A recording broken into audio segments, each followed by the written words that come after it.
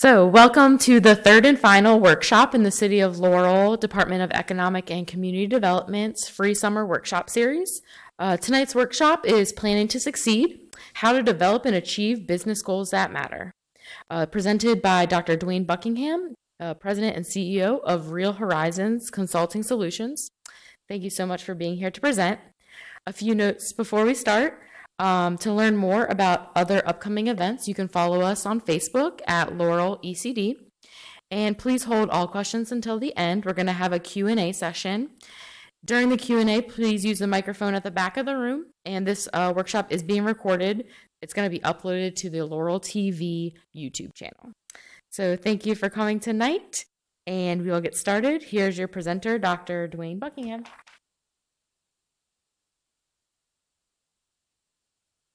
So, good afternoon.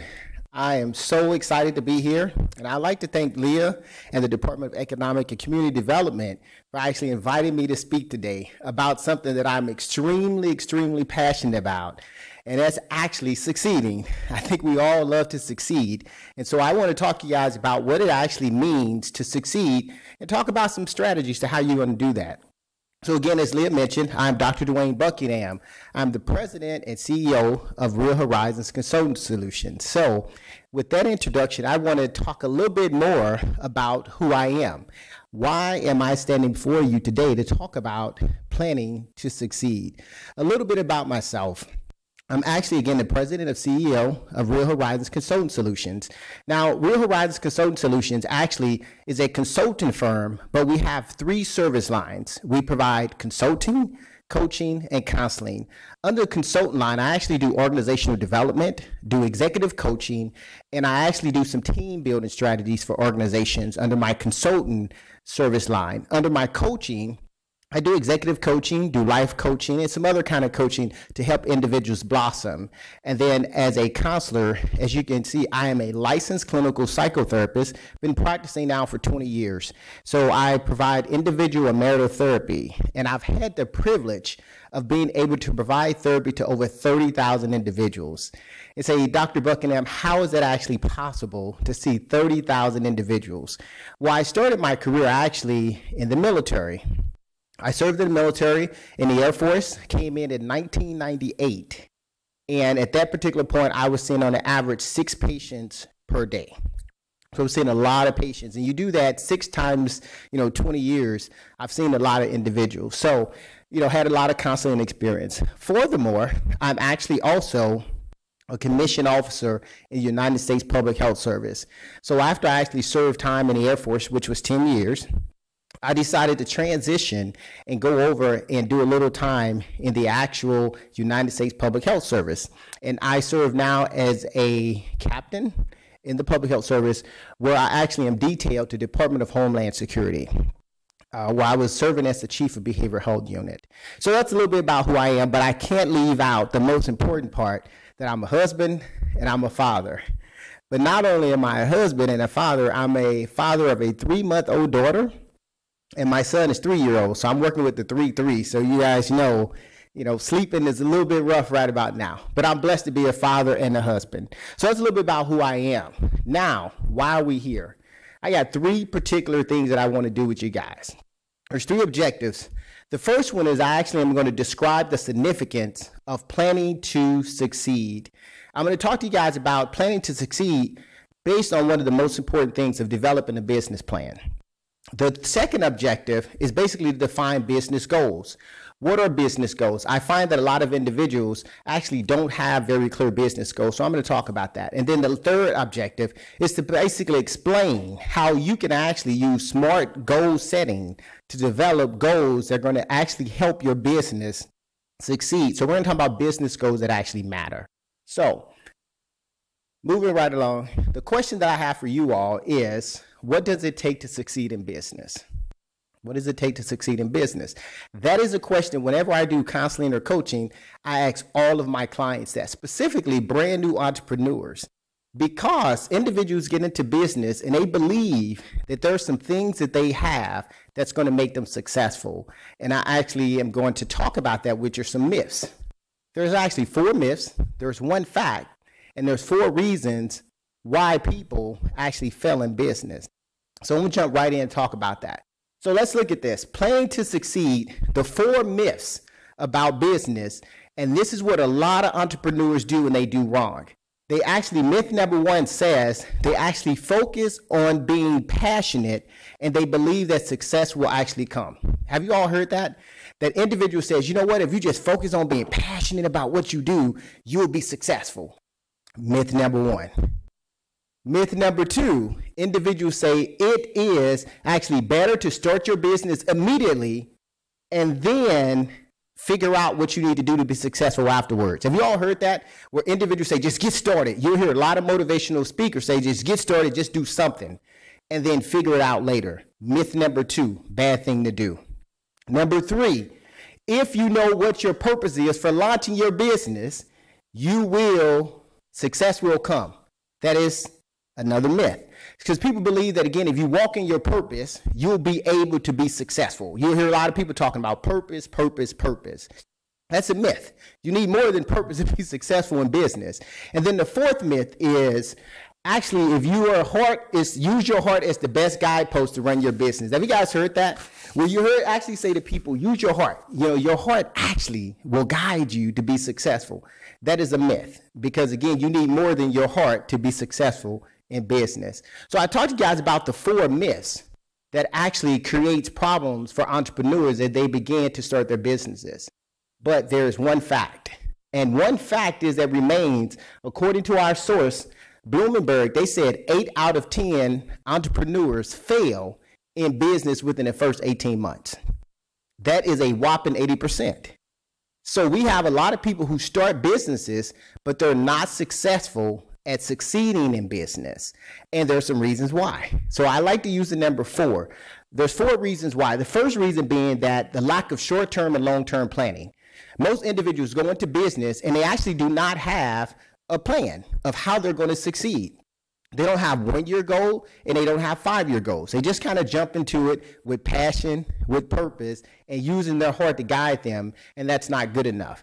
When you talk to individuals about their business, they typically lack measurable goals and results. They'll tell you what their business is, but they have, and the key word here is measurable goals. Goals that you can actually measure. They typically lack in that. The second reason is there's no unique value proposition. Individuals underestimate the importance of value proposition. Value proposition basically means what makes you different than your competitors. If you're doing what everybody else is doing, how do you actually stand out? Why would people want to patronize you? So that is really important to understand. What is your value proposition? What makes your business uniquely different than those who are actually out there you're competing against? Most business startups that I talk to, they don't understand their value proposition. That's why they fail. The third reason being that they lack capital. You actually know that you can't actually run a business on your heart.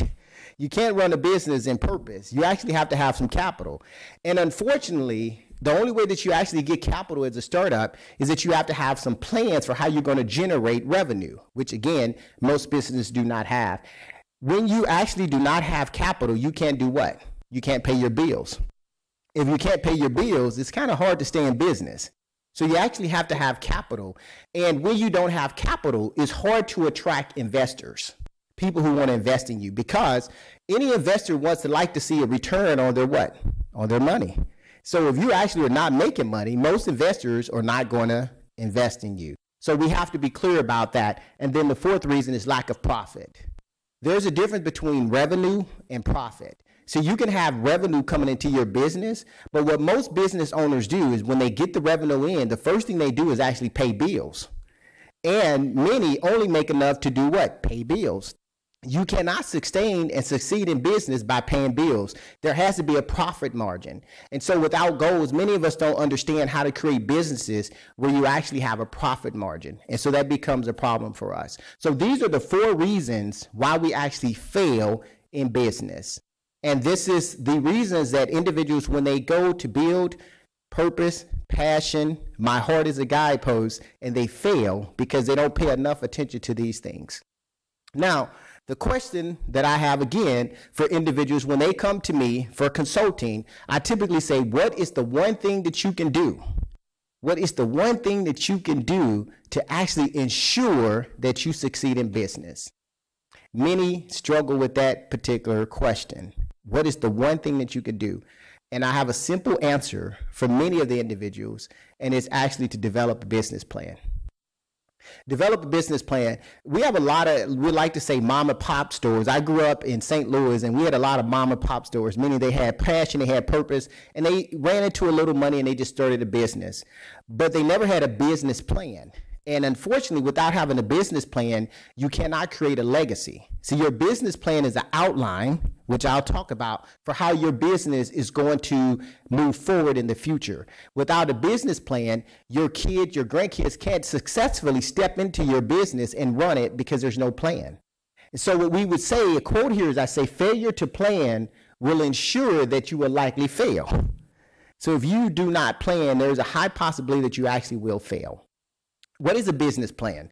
When I go over these things with individuals, what is a business plan? A business plan basically is your guidepost. It is the thing that's actually going to guide you to being successful. It is actually the thing that you need because it outlines all of the things that you need to achieve. And when we say outline, milestones. A business plan has goals and it has milestones. It helps you understand how you're reaching each one of your milestones. So that's what it actually is. I actually encourage individuals to make time to create a business plan, because if not, you're just operating freely off of whatever comes into your heart. You see a commercial and you say, oh, we need to try that. And you see someone else says, hey, this is a good idea, we need to try that. And you're just implementing all of these different things only to spend time wasting money. An example of not having a business plan and someone who's wasted money When I first started off 11 years, I had $20,000 that I spent in 2 weeks. And when I say spent, I really meant wasted, because I actually didn't have an actual business plan. I had some good ideas. I was passionate about what I was doing. I knew I was intended to do something. I went out and bought some radio spots and did some other things for $1,500 here, $1,500 there. No one listened to the ads. And within about 2 weeks, I spent about $20,000. That was because that was someone who was operating off of my heart and my purpose, but not a plan.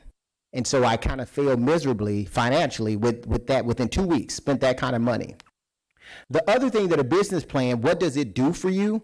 Actually, a business plan is really important because it guides you in your early years of your business. Within your first 3 to 5 years, a business plan helps you stay on trajectory for where you actually need to go. So that's what it actually can do for you. The other thing it actually helps you do is step back and think objectively. The key word here is objectively, not in your heart, not in your purpose, not in your passion, but to think objectively. And in the military, we like to use the word strategically. A business plan gives you strategic guidance for where you need to go. So that's what it actually can do with you. And then the third thing that it does, it informs your decision-making capacity. So when you make a decision about your business, if you have a business plan, you go to your business plan, you look at all the things that should be outlined in your business plan, which I'll talk about, and then that'll help you guide and make the decision that you actually need to make. And so that's the other thing it do for you. The most important aspect of succeeding in business is to have a business plan. The third is, how can it actually help me? A business plan, when you go to the banks and you go to other places, they are not going to give you money unless you have a business plan. And the reason being is that within your business plan, guess what's outlined in your business plan? Projections. They want to know your financial and your revenue projections, because they'll like to know that if we're going to give you money, can we get our money back? And so within your business plan, you'll have that. So how can it help you? If you have a very good, well put together business plan, it can actually help you get money. And as we said, you cannot run a business without capital. So a business plan can actually help you get money.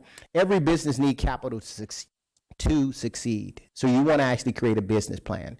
So what's included in a business plan? So we know that it's important. We know that we need one. But the key question is, what actually should be involved in building out your business plan? We have 8 features that I teach individuals when you build out your business plan. Feature number 1 is a cover page.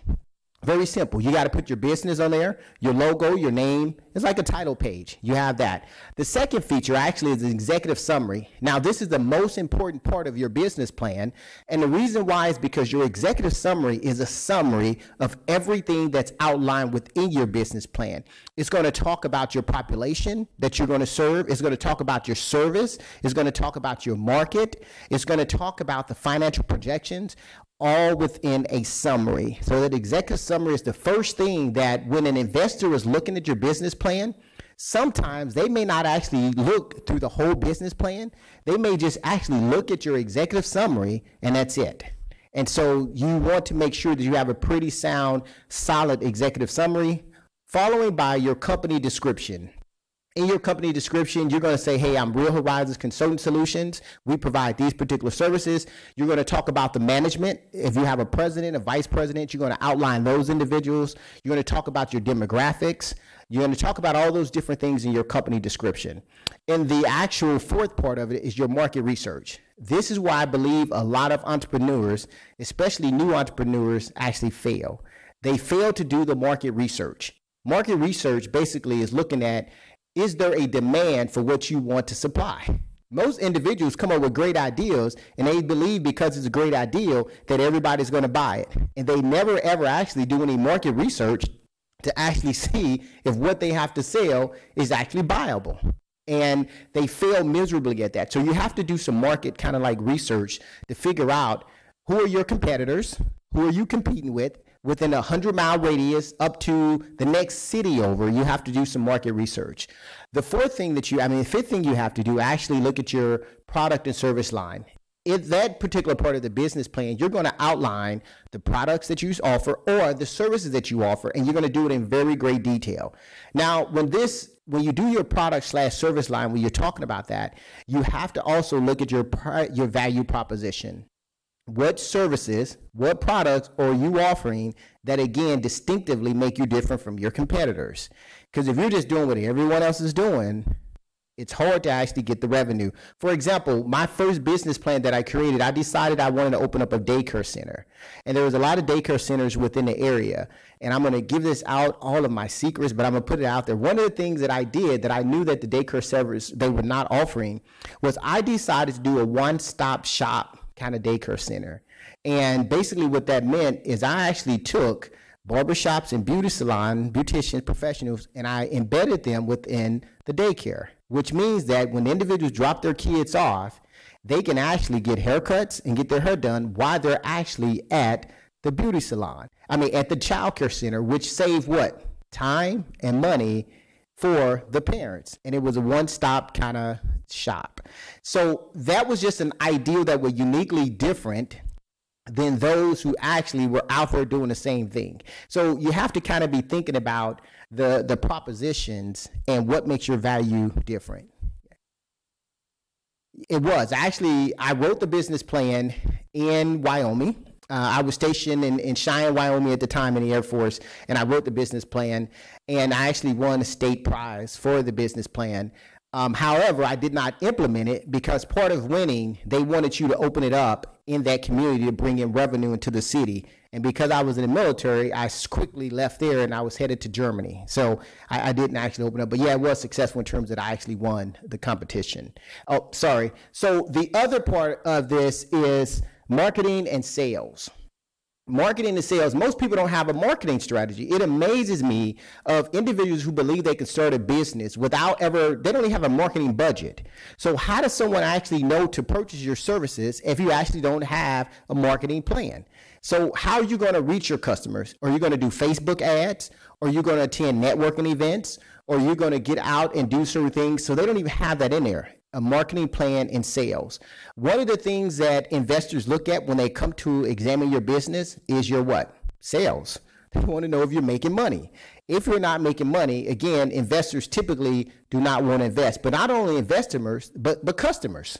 Customers, we live in a time and age where popularity and what's selling is what people jumps on. So when individuals go and you don't have testimonies on your page and other kind of things that show that you're actually selling, it's sometimes hard to get people to patronize you, specifically when you're a startup or a new business. So you really have to look at your marketing plan and think about your sales. And then the seventh thing is actually your financial projections. I do believe this is probably the most important aspect of the business plan. Cash flow. Where is your business going to be within the next 5 years? Most individuals just say we're going to be successful, but they have, again, no roadmap. So actually, when you look at your financial projections, you have what we call a cash flow sheet. Where is your cash flow coming in? And you're going to look at your in and your out, as we call it. What money is coming in? What money is going out? And you're looking at your financial projections because you're trying to make a profit. You can't have a successful business without making a profit. Some individuals, again, pay themselves. I've learned that after they pay their debt, I pay myself first. Because and when I say I pay myself first, is that paying myself that's where the profit is coming in at. Because if you only pay your bills, when it's time to run into where you need money, you have no money. So you have to kind of find a way somehow to pay yourself so you can have some reserve. So your financial projections is extremely important. And then the other one is finishing up. And your finish up, basically, that's where you begin to add appendices and different things that outline your flow charts. You might want to add some beautiful testimonial things in there. This is your finish up, is your polish and touch. And so these are the different components of what you should have actually in your business plan. Most individuals don't even have one. I can't tell you the number of individuals that I coach as entrepreneurs who come to me and say, I had a great idea in my dream. My cousins, my brother, and my sister told me the great idea, and they would support me, but I did no market research, so I don't know if anyone else would support me. And they'll start a business based on that. I had a good feeling this was the right thing to do, but they have nothing actually written out. And you can't actually have, in the military, we not only have a plan, but we have what we call a contingency plan, like a backup plan for if the plan fails. So business plan is extremely important. That's one of your key features to succeeding in business. You have to plan to succeed. So what are your business goals? So I was talking to you guys a little bit about business goals and define what are business goals. Most individuals fail because they don't understand how to write and understand what goals are. Business goals, simply put, are just general statements about what you would like to achieve in your business. That's what a business goal is. More specifically, business goals actually are milestones that help you achieve success. So when you have a business goal, it's really like a milestone. Is you're hitting markers. And as you're hitting your markers, you know you're getting closer to succeeding in business. So that's kind of actually what your business goals are. Examples of business goals, which we all long for, is increase in what? Profit margin. Everybody who has a business that I know would like to see an increase in their profit margin. Another example is increasing efficiency, because as you become more efficient in your business, you actually spend less in some of your operational like tempo items. And so becoming efficient is extremely important. And then the third thing is capturing a big market share. How many of us do not want to scale? When we actually start a business, we start business to grow and to scale. In order to grow and scale, you have to be able to capture a large market, and you have to get some of that. And then the other goals are provide better customer service, which individuals believe that if they have good products, if they have good services, that that's good enough. And many businesses do not focus on customer service, how you treat your customers. For example, some of my customers, when they purchase things from me, I have some of the demographic information that I capture from them, meaning anniversaries and birthdays. So when they actually purchase things from me, we may send out a simple email saying, hey, happy birthday. Hey, congratulations. Those little small things make a difference in how your customers go back out and they brag and talk about you. Hey, Dr. Buchanan, when you purchase things on there, they do the simple things by even just remembering my birthday, and I just got a simple email. That's customer service. And the customer service is the key to your revenue building, generating business. And so you have to get good at that. And you have to have a goal to actually get that and do it well. And then improving your employee training. This really will cost you a lot of money. If you have employees sitting on your front line or even sitting on your back line and they're not properly trained, you will lose a lot of money in your business. So I often encourage individuals, when you're talking about goals that matter, that's going to help you succeed, if you don't have employee training built into your business plan or your business model, you will quickly fail, because they have to be trained. And I'm not just talking about training when it comes to their technical skills. What I am talking about training when it comes to their emotional intelligence, how they actually interface with people, and emotional intelligence has to do with how they regulate and manage their emotions. If you're in the service industry where you're providing an actual service, you're going to have employees who are going to interact with your customers.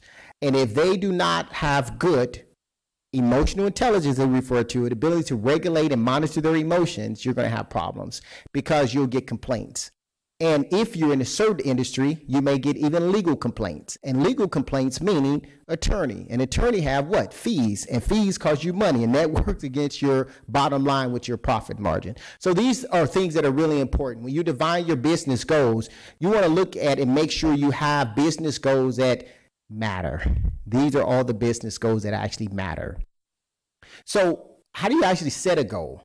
So we know that we need to have goals, but what I found as a therapist, what I found as a business person, is that many individuals really don't even know how to set goals. So this is an acronym that was created, and it's called SMART Goal Setting. And SMART Goals basically is an acronym that is used to help you achieve your particular goal. One of them being, be specific. When you set a goal, most people create these broad general goals. I just want to be a speaker. What does that mean? That is very broad, it's very general, that I just want to be a speaker. So when we teach individuals, you have to be very specific about what you want to do. So when you look at being specific about your accomplishment, you have to look at the who, the what, the where, the when, and the how, meaning who's going to do it, when are they going to do it, what are they going to do, and how they're going to do it. That's very specific. So you have them outline those particular things. That's what we mean by being very specific when you actually set a goal. The second one is measurable. If you don't have a measuring tool or metrics to actually know when you're moving forward, how do you know that you're moving forward? So goals have to be measurable. You can't set an abstract or broad or general goal without it being very measurable. So we tell individuals that you actually have to find a way to measure your progress. How do you know you're doing what you say you were going to do? And then the third one is achievable. Is what you're doing actually achievable? Some people set goals that are not even achievable. I want to be a well-known worldwide speaker, but I've never even spoke before. Is it achievable? And the reality is it may be, but you just have to do some other things. But some people set goals that are not even achievable, meaning they don't have what they need to achieve them. And that is the biggest discouraging factor of why businesses fail, because they set out to set goals that they really can't succeed in, and then when they run up against those roadblocks, they become discouraged, and then they throw in the towel. We have another failed business because they don't actually establish goals that are achievable. And then we have relevance. Do you establish goals that are relevant? If I'm actually providing consultant services and one of my employees come up to me and say, hey, I think we actually should start a cake line and start making cakes. Is that relevant to what I'm doing in my business? Well, that may be a trend that someone else brought up, but it's not relevant to what I'm doing within my business. So is that a goal of mine? And the answer to that is no. So you have to actually establish goals that are relevant, that actually make sense, that can actually help you scale, and that can help you grow. And then the last thing is time-based. Individuals, believe it or not, set goals. They never put a time frame on it. And so when I even see an individual in therapy, I say to the individual, we're going to set some goals, and within 6 months, we're going to reevaluate and look at where we're at. That's time-based. Because if you don't set a marker, you'll just keep going and you'll keep going. So all goals have to be time-based. You have to put some specific parameters around them to know how do you have a target date. If you don't set a target date, the other thing about target dates is discipline. It actually helps you stay on track. It gives you something to shoot for. And we're very specific about that in the military, like being disciplined and having deadlines. We use the word deadline. What is your deadline? So you need to put a deadline on yourself when it comes to developing your goals. So this is just the acronym that we use to help people understand how to establish what we refer to as SMART goals. Now, goals that matter. This is where it comes down to giving you an example of some of the goals that actually matter. Now, this is very kind of small. Unfortunately, you guys can't read it. I'm going to read some of it to you so you can kind of see what it is. But goals that matter, one of this says here that I want to become a well-known business expert. That's a goal. That's a goal of mine, to become a well-known business expert. So when you look at this, as we said, SMART goal setting, specific goal is I want to become a well-known expert on the topic of what? Building a successful small business. That's my specific. I'm very specific about what I want to do, right? The second thing here is measurable. Is what I just said measurable? I will be successful if I am asked to speak publicly on the topic at least once a month. See, I got a measurable, not mine, once a month. And receive interview requests what? Every week, and write one article per month for a top industry publication. You see those points, 1 week, 1 month, this and that. Those are very measurable. I'm giving myself measurable kind of things because I can go back and look and say, did I do that? And that's the question you want to ask yourself. Did I do it? Did I do it? That's measurable. Achievable. I will accomplish this by acquiring the services of a PR firm.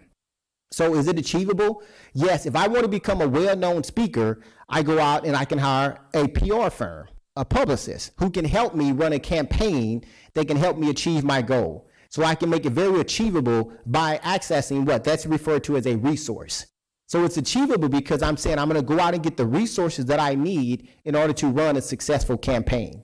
And then is it relevant? Well, obviously it is relevant in establishing myself as a business growth expert.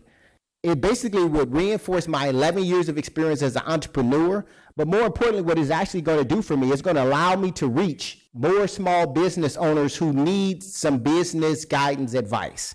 So is it relevant for me to become an expert? It's very relevant to my consultant business because part of my consultant business is actually helping small businesses do better in their business. So this goal is very relevant to what I do within the framework of my consultant business, is to become a well-known business expert. And then the time-based.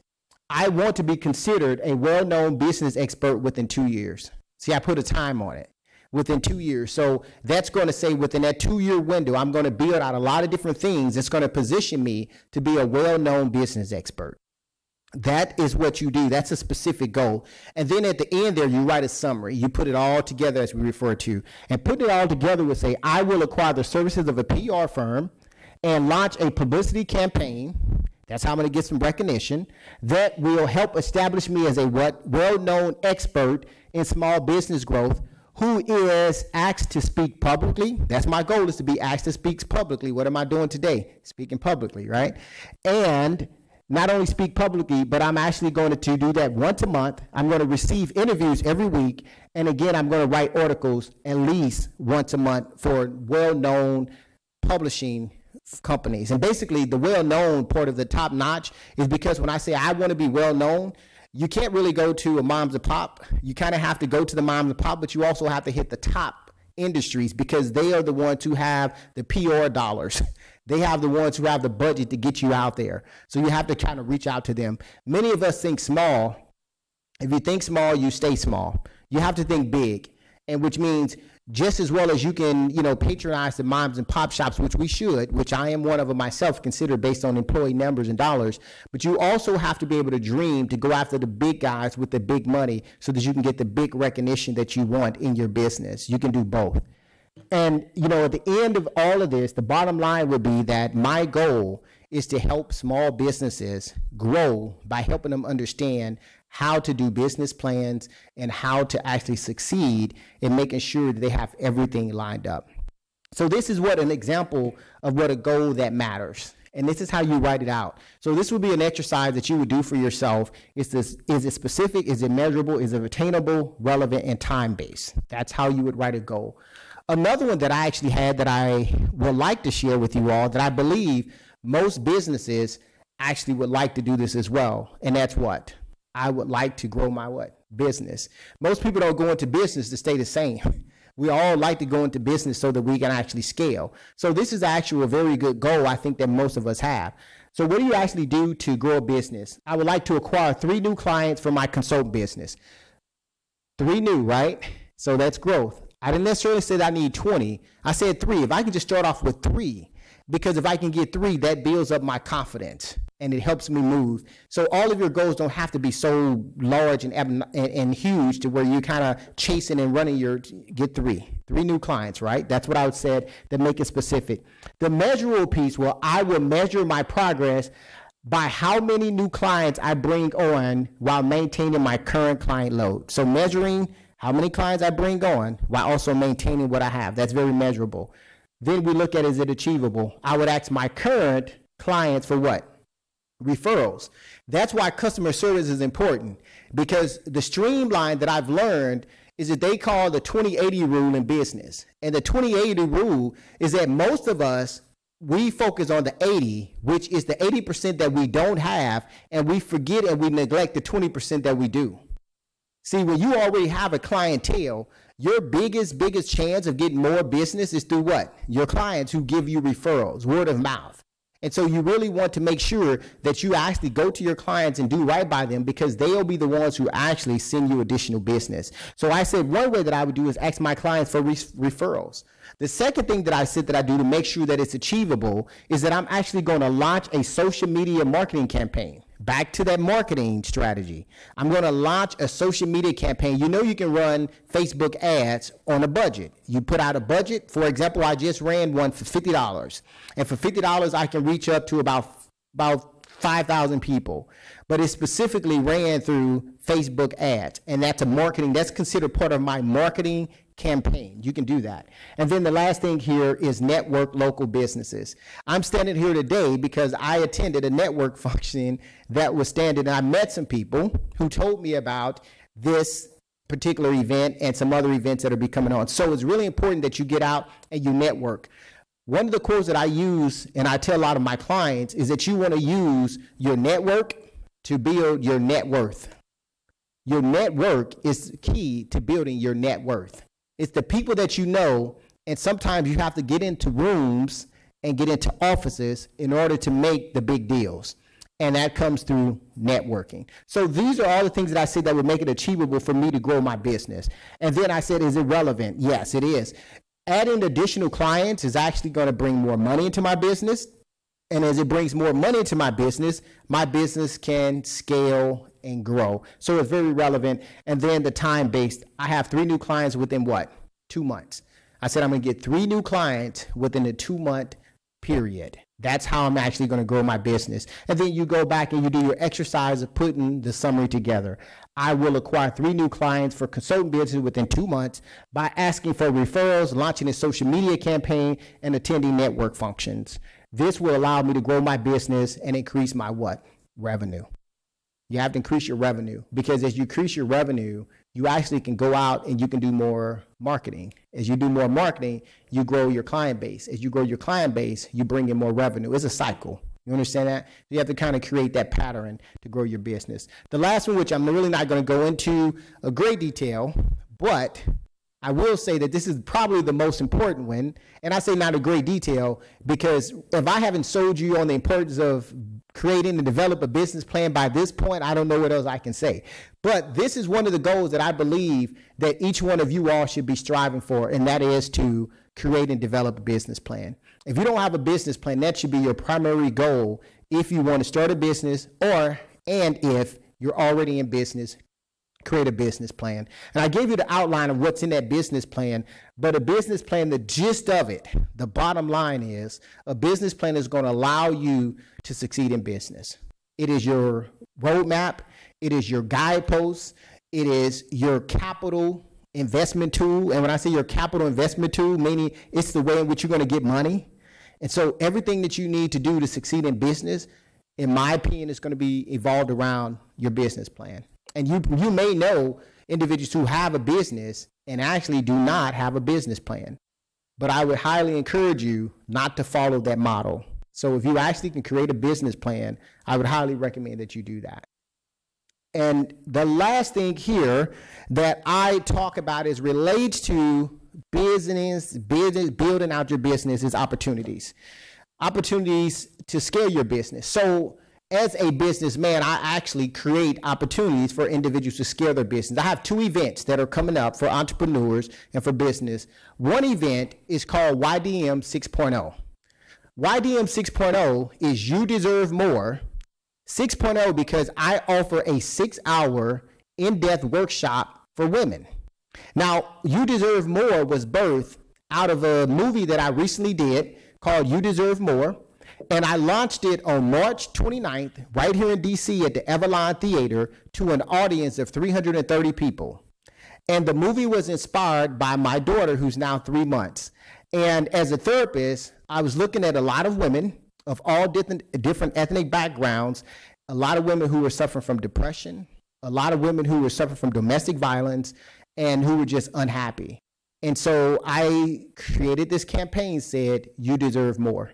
Stop settling for less. Stop being in relationships where you're unhappy. Stop being in marriages where you're unhappy. Stop being in businesses where you're not growing. And so I created this campaign. I created a documentary, a movie, and I'm blessed to say that we're actually going to South Korea in March for our 1-year anniversary to show the movie in South Korea.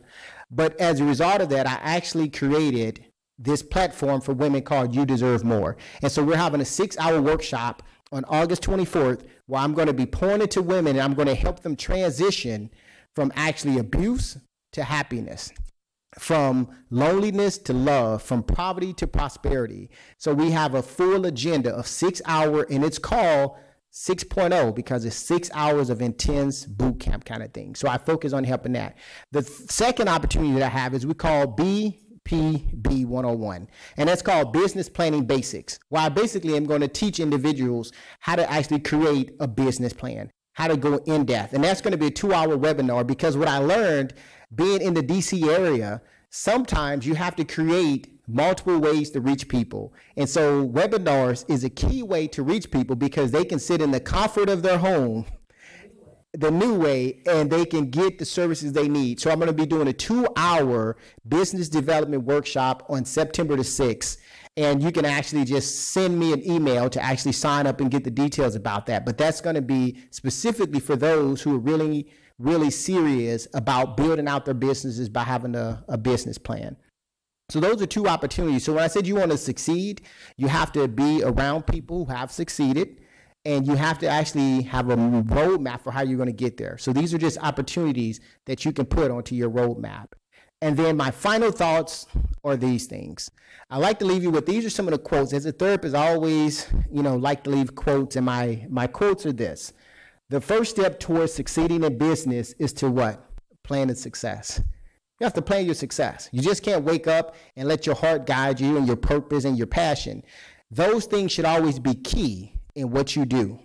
But those should not be the sole thing that guides you to believe that you're going to be successful. You have to plan your success. The second one is never give up on your business dreams.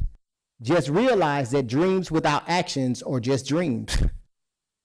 That's all that they are. So you can dream and dream, but without actions, they're just dreams. And then the third thing is growing pain can be difficult to cope with if you only focus on the pain and not the growth. That's very serious, yeah?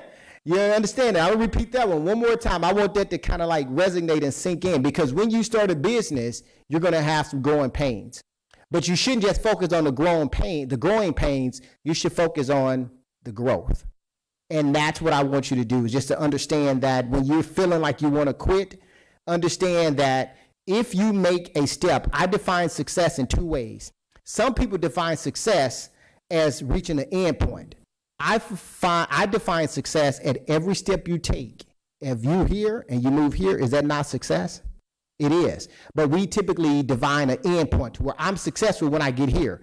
But in order to get here, you have to move.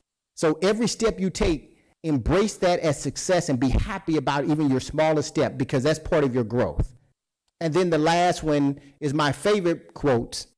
It's failure is not determined by your setback, but by your unwillingness to fight back. I'm going to repeat that one more time. I think you all need to hear that one more time. Failure is not determined by your setback. We're all going to be set back, but it is determined by your unwillingness to fight back. As long as you have some fight in you, you will succeed. So just keep pushing, just keep pushing. But the minute you give up, that's when you fail. You don't fail because you get set back a little bit. You fail when you give up. So that would be that if you're going to succeed in business, keep pushing, keep fighting, and plan your success. So thank you all for listening. Thank you for the time. And now we would say, are there any questions?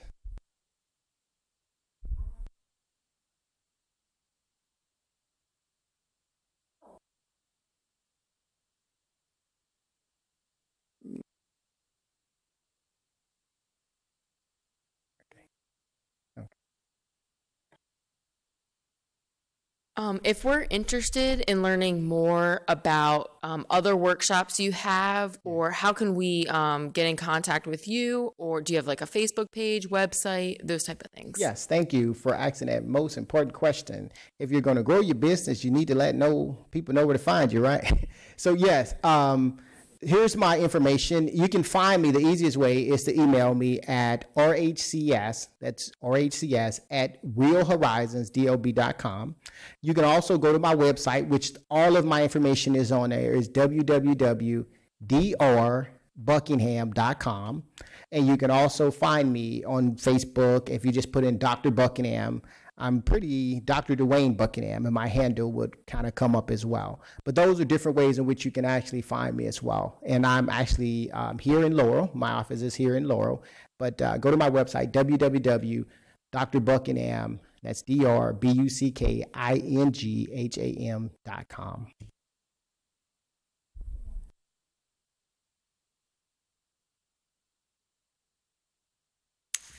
I wanted to know, why did you pick women specifically for a seminar rather than women and men? Yes. Why did you pick women? Well, great question. I mean, part of that was, again, I would say it was inspired by my daughter. Mm-hmm. I've been doing therapy again for 20 years, Mm-hmm. and 80% of the people who come to therapy are typically women. And if the men do come, they come as a result of the women like coming along. But also, statistically speaking, women are more likely to experience depression, like in the millions. They're more likely to be victims of domestic violence. They're more likely, even statistically speaking, women on the average make less than men for doing the exact same job. So for me, part of focusing on women was I wanted my daughter to be able to step into a world where the conditions for her would just be as equal as they would for a man. And so I wanted to just kind of dedicate some of that energy and time towards women. Thank you. Yeah, thank you. Do you have any resources or outlets that you usually recommend to people that come to you if they're either already started a business or are starting a business and kind of need that help? Like, do you have any books or just other directions that you would point them in? Yes, I would point them to me. I do. I actually do. I actually better have a collaboration of networking of people that I work with as well. And so some of my colleagues, or I would say business coaches as well. The Small Business Administration is a major resource that I also encourage individuals to kind of like tap into, because they actually have resources that are kind of like free. They have some classes, they have some paid kind of things. So I do actually sometimes refer individuals to Small Business Administration, and as well as some of my colleagues who are doing extremely well in business. And so, yes, thank you. I have two questions. My first question, I know in your presentation you talked about profit sharing. And I know, well, I don't know, but if I was starting a business, do you have examples? Because, you know, you were saying pay yourself first. Correct. And I know a lot of times you don't understand how to pay yourself first. Can you go into detail, show examples? Because say if mom or pops, we only making $1,000, but right. You say pay yourself first and then try to make a profit. Can you go into detail about that? Yeah, so there's a book called actually Profit First, and the author, it's gonna come to mind, but the Profit First is the name of the book. But basically the strategies, one of the strategies is that you set up like different bank accounts, like literally 5 different bank accounts. And you have different streams of money going into those things. And even if it's just say $5 that you're paying yourself, pay something. And so you set up these different accounts, and you have an account for pay me account, which is your profit, pay my bill account, pay this account, pay that. And it's 5 different ones that you actually kind of set up. And that way you kind of discipline yourself to be able to have money, and they're separate, which means you don't link them together, because what happens when I first started my business, if I had several accounts, and if this account was low, I just pull it from over here to put it in here. And it would never be to pay myself or to put anything in a profit. It was literally to balance out some kind of debt situation. So by establishing different bank accounts, I was able to discipline myself enough to pay myself. And that money, what happens too is, you believe it or not, paying yourself motivates you, because when you start to see that you're getting something, it makes you want to go work harder. But when you actually are having the money coming in and you're paying bills, that's what discourages a lot of business owners. Does that make sense? Yeah, it does. And I appreciate it. My second question, could you use your business plans for like nonprofit organizations? Perfect question. And the answer for that is yes, because I actually do have a non-for-profit called the Empathy and Resiliency Center. And I sat down with my board of directors and we created a business plan, because the same model applies. You actually literally have to have cash flow projections, and you actually have to make your financials public record when you have a non-for-profit. And so that's even more important, because the business investors and other people get to see what you're doing. So you really do need to have a plan. Okay. Yes. Well, thank you. Well, thank you. Yes.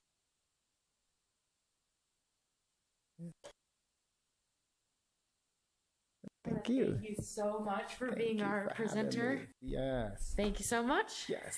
Everyone have a great night. Thank you. Thanks.